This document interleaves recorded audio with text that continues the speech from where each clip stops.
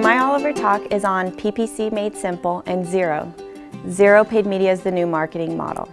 My name is Crystal Hagan, and I'm not going to regurgitate these books to you because that would be way too boring.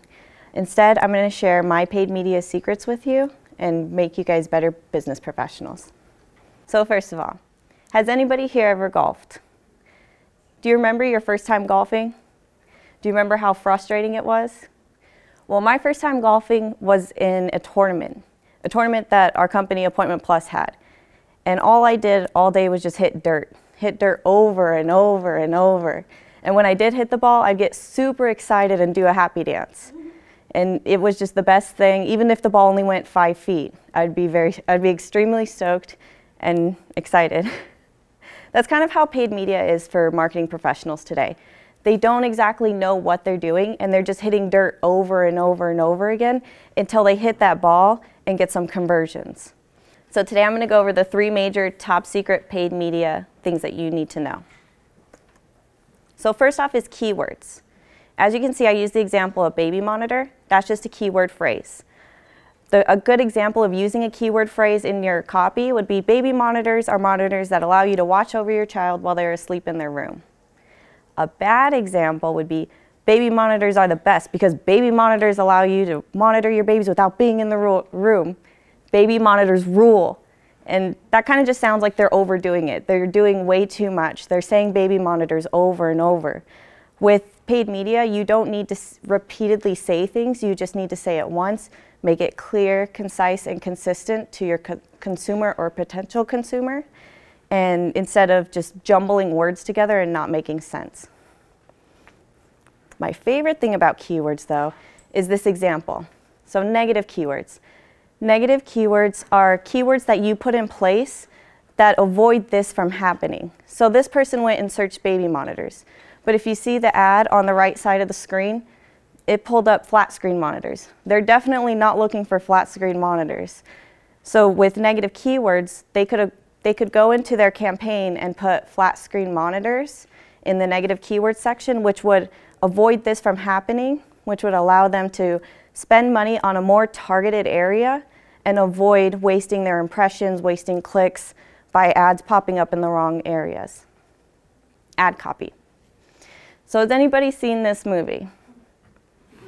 I think everybody has. Does anybody remember this part of the movie? How climactic it was? Whenever somebody thinks of Star Wars, they just think of this line, I am your father. But what if he actually said this? I'm your dad. Doesn't that just not sound right? Sounds awkward, doesn't flow. Just, you know, he has his arm cut off, he's running around like a crazy person, and I'm your dad. That just doesn't flow, it doesn't really make sense. That's kind of how bad ad copy is. When your ad copy is bad, it can be confusing to the consumer. They can look at it and say, that just sounds weird. That doesn't make sense. That's not clicking with me. And it could just be as simple as one word being exchanged. But good ad copy. So with Apple, one of their slogans is think different. They want you to think differently about the personal computer. At least that's where it started. They challenged you to think differently about how a computer was used in the home. They've also done this with plenty of other products like the iPod. They challenge the way you listen to music. They've challenged the way you use a cellular device. And I think that's pretty impactful with just 2 words, being able to make you think about your purchases and think about how am I using this device and how will they change my life. Another one is Nike's Just Do It. You can't go anywhere and hear Just Do It and not think of Nike. They've put that slogan everywhere, and they've also put a lot of backing behind it.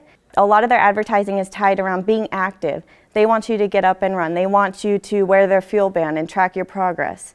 A lot of their YouTube videos have to do with people running around and being active and being healthy and happy and using their product. Both of these companies also have a cult following. So people are going out and buying the new Nikes every time they come out. People are going out and buying the new iPhones every time they come out. Another company that I haven't put on here but I wanted to mention was Coca-Cola. Coca-Cola, every time the holidays come around, their ads and campaigns come up, and that's all you think about is the polar bear holding a Coca-Cola, or Santa Claus, getting a Coca-Cola as he's delivering presents. They've provided this presence with minimal ad copy that's got you engaged.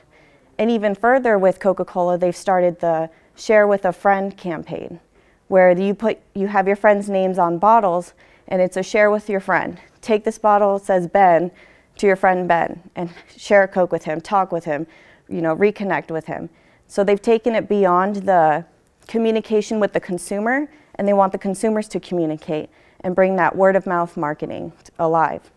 But what's most importantly about good ad copy is being able to create a relationship and to create a human connection with your consumer.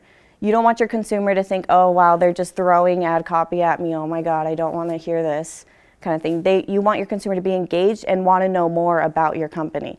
And that's what good ad copy does. It gets your consumer engaged, gets them actively looking for the next thing that you have to offer.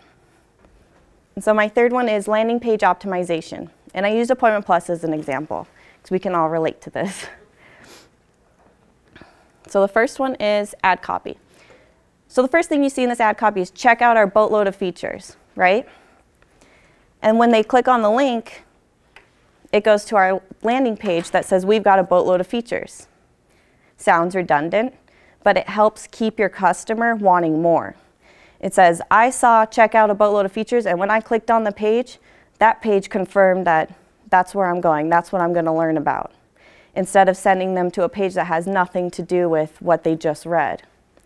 You want to keep that engagement and keep them involved and wanting to know more, so that when they get to your call to action, they're going to click that button, or they're going to fill out that form because they want to learn more, or they want that free ebook you mentioned in your ad. And that's what good landing page optimization looks like, is that continuous flow. It makes your customer do all the work for you, so that they're going out and they're clicking the button, they're giving you information, and your work is just making sure that it's consistent and concise and clear, and so that they understand what they want, and kind of a form of trickery, but making them feel like this is what they want, this is what they want, so they're going out and putting forth that effort. You don't have to go out and be obnoxious to try to get people in. Another thing that's important with this is the tracking of your ad copy and landing page. So say they clicked on it, boatload of features, they're scrolling down, reading, they see something about ebooks. You didn't mention that, but they want to know more about ebooks. So they jump over to your ebook page, and then they jump back and they fill out the call to action because they found what they wanted. If you see this in your tracking, you should be able to optimize these pages and edit them so that, hey, click here for a free ebook, and you're also capturing their information, but you're giving them what they want. And that's what's really cool about digital marketing and digital paid media, is you're able to optimize on that quickly and make changes fast. So stay classy, landing pages. I like to mention that because they should be clean, they should be very clear. There shouldn't be a lot of ads, pop-ups, things distracting them. There should be a point. You want them to go from point A to point B, and if there are those distractions like I mentioned, you go back and you fix that content so that they can just go down your funnel. Tracking performance progress. So we talked about this a little bit. Some of the tools I use are Google URL Builder or Acton. It's important to track your progress. You want to know what they're interested in the most. And you also want to be able to tell where they're going. So if they're going to your How It Works page or your home page, you want to know where they're jumping to and when did they fill out that form.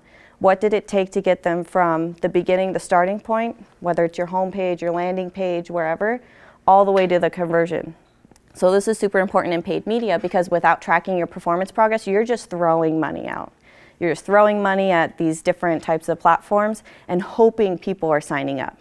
You're hoping to see it in the numbers, but you're not really able to hone down on who it is that's coming through, why they're coming through, where they're going. And so that's extremely important. As a company, you want to be seen but not heard by your community. You want people to see your brand, to acknowledge your brand, but you don't want to be that obnoxious brand that just throws everything in your face, all the advertisements, all the banner ads, all the pop-up videos. You want to avoid being that guy. So with being seen and not heard in marketing is very important in paid media, because you want your paid media to be seen, you want to be noticed, but you don't want it to be obvious that you're advertising to them. You want to kind of sneakily get in there and have them click on your ad and go through your web page, and they won't even realize what they're doing until last minute and they're buying your product. That's the ultimate goal with paid media. So if you can do that, then you're good to go when it comes to paid media. So what we talked about today were the 3 main paid media secrets, which are keywords, ad copy, and landing page optimization. Those are the 3 things you really want to focus on when it comes to paid media and setting up your own paid media campaigns. And please follow me on Twitter for other insights on paid media.